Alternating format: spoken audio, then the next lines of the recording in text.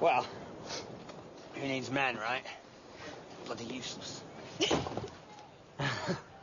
Divorce, child custody and child support has been so thoroughly biased in women's favour that it's often financially beneficial for the woman to remove the father from the household. Indeed, women are encouraged to divorce and separate rather than being encouraged to work hard at their relationships. The glue of family and society is being dissolved. As we've grown in society towards a situation whereby people are getting married less often. In fact, a lot of babies now are born outside wedlock compared with 20 or 30 years ago. This means that a lot of men have even less rights because single dads don't have enough rights, and so there's been a lot of protests about this, and I think rightly so, because I think that it does affect men's health, and also I think that children do need to have socialisation from both parents. So, women always complain about, we can't get through here, there's a glass ceiling. We should look at the glass ceiling and bring up children. Jesus. It's not even a ceiling, we're not allowed to. It's not that we don't want to, it's that we're totally not allowed to bring up our children. Also then they will think very carefully about what they're doing when they do split, because at the moment it's too easy. And the trauma that's caused by the current system is just appalling. That where there's a custody battle, in around 9 out of 10 cases, the child is awarded to the woman rather than to the man. If there's a debate, men very often have not seen their children. I mean, I talk to men who, because they've been, for whatever reason, because they've not seen their children, have gone to this kid's school and watched them in the playground, this kind of thing, which is rather sad. And so I think that this is an era where I think a more equal approach would be valuable. Mothers seek to get rid of the father, but leave his wallet behind, or else turn to the state for support. I'll give you an example. My daughter, she split from her husband a couple of 3 years ago, and she freely admitted, she said, I can't believe, she said, the amount of money that I'm getting now that I didn't get before. Paid my rent, my rates, I'd have got my family tax credits, I'd have got the child benefit, and I'd have got the support from Nick as well. She said, I'm better off financially as a single mother, she said, than I was when I was with Nick. And now that this other chap's moved in, they're getting married next year, as soon as he moved in, their income went down. When you actually are better off being a single mother than you were when you were married, there is something wrong with a system like that.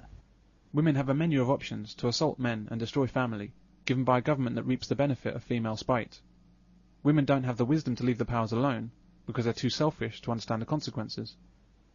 The real purpose of continuously defaming men, belittling fathers, and also inflating the incidence of male child sexual abuse and male domestic violence is to dismantle the family and further separate men from children and women's lives.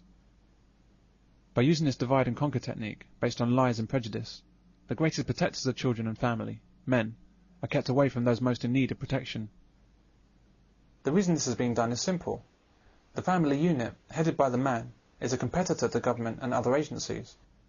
First thing that had to be destroyed was the family, the man, because he will not work for the state, he will work for his wife and children, and his loyalty will go to his wife and children.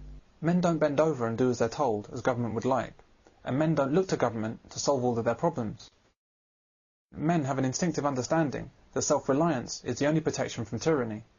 The same cannot be said of women. They are far more malleable and controllable.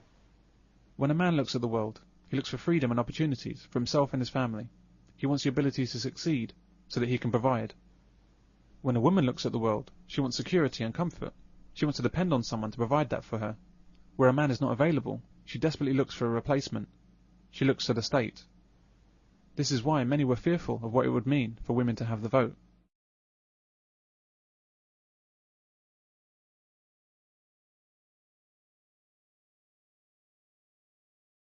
Amy, are you getting enough from the state? I don't think I am, no.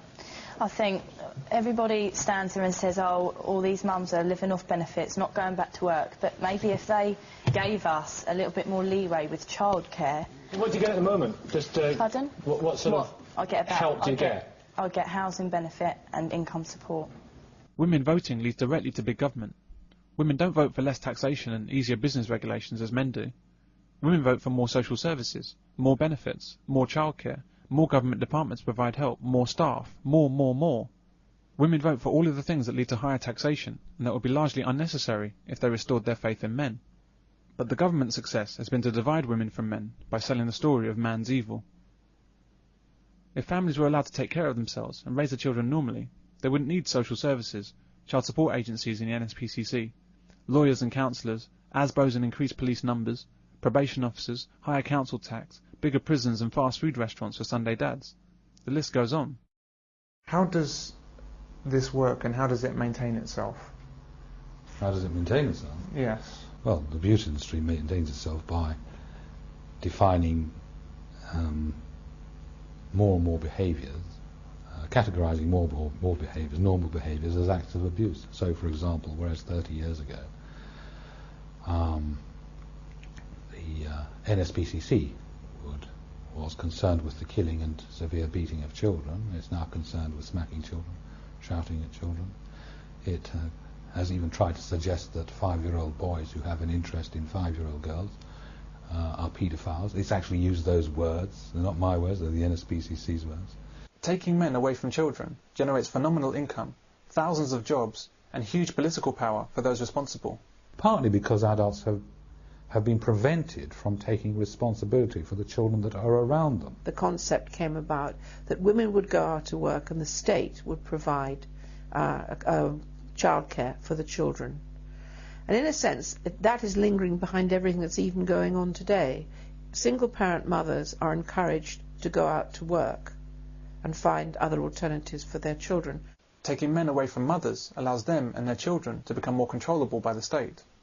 The mother feeds and washes her children, and the excluded father is made to pay for their upbringing. But it's the government that raises the children, becoming the surrogate father and husband.